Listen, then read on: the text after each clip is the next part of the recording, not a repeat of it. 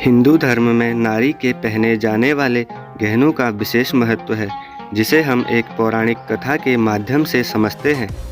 भगवान राम ने धनुष तोड़ दिया था।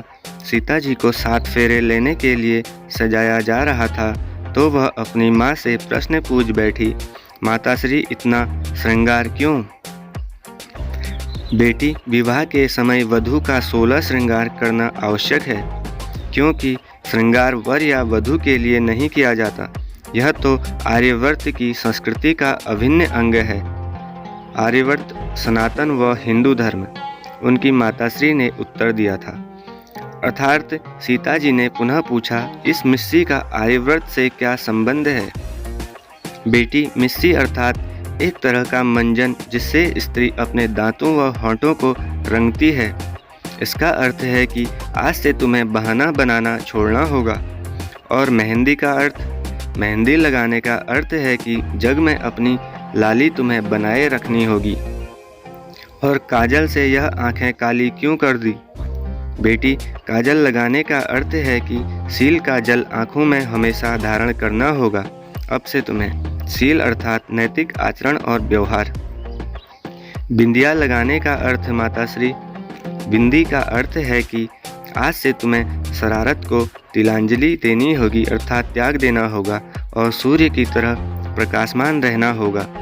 यह नथ क्यों? नथ का अर्थ है कि मन की नथ, यानी किसी की बुराई आज के बाद नहीं करोगी, मन पर लगाम लगाना होगा। और यह टीका, पुत्री टीका यश का प्रतीक है। तुम्हें ऐसा कोई कर्म नहीं करना है जिससे तुम्हारे पिता या पति का घर कलंकित हो, क्योंकि अब तुम 2 घरों की प्रतिष्ठा हो। और यह बंदनी क्यों? बंदनी अर्थात सिर पर आगे की ओर पहना जाने वाला स्त्रियों का एक आभूषण। बेटी, बंदनी का अर्थ है कि पति, सास, ससुर आदि की सेवा करनी होगी। पत्ती का अर्थ, पत्ती अर्थात महान जन्म के संरक्षक। पत्ती का अर्थ है कि अपनी पति यानी लाज को बनाए रखना है। लाज ही स्त्री का वास्तविक गहना होता है। कर्णफूल क्यों? कर्णफूल अर्थात कान का आभूषण। हे सीते, कर्णफूल का अर्थ है कि दूसरों की प्रशंसा सुनकर हमेशा प्रसन्न रहना होगा। और इस हंसली से क्या तात्पर्य है? हंसली गले का आभूषण। हंसली का अर्थ है कि हमेशा हंसमुख रहना होगा। सुख में ही नहीं, दुख में भी धैर्य से काम लेना होगा। और मोहनलता क्यों? मोहनलता, मोहनमाला का अर्थ है कि सबका मन मोह लेने वाला कर्म करती रहना। 9 हार और बाकी गहनों का अर्थ भी बता दो माताश्री। पुत्री, 9 हार का अर्थ है कि पति से सदा हार स्वीकारना सीखना होगा। कड़े का अर्थ है कि कठोर बोलने का त्याग करना होगा। बांक का अर्थ है कि हमेशा सीधा साधा जीवन व्यतीत करना होगा। छल्ले का अर्थ है कि अब किसी से छल नहीं करना।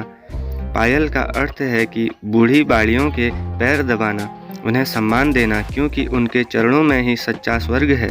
और अंगूठी का अर्थ है कि हमेशा छोटों को आशीर्वाद देते रहना। माताश्री, फिर मेरे लिए, अपने लिए क्या श्रृंगार है? बेटी, आज के बाद तुम्हारा तो कोई अस्तित्व इस दुनिया में है ही नहीं। तुम तो अब से पति की परछाई हो। हमेशा उनके सुख दुख में साथ रहना, वही तेरा श्रृंगार है। और उनके आधे शरीर को तुम्हारी परछाई ही पूरा करेगी।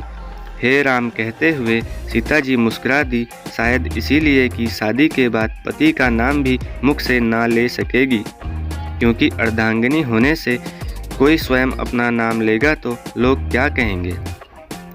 मित्रों, ये कहानी आपको कैसी लगी? अच्छी लगी तो वीडियो को एक लाइक कर दीजिए और चैनल से जुड़ने के लिए चैनल को सब्सक्राइब कर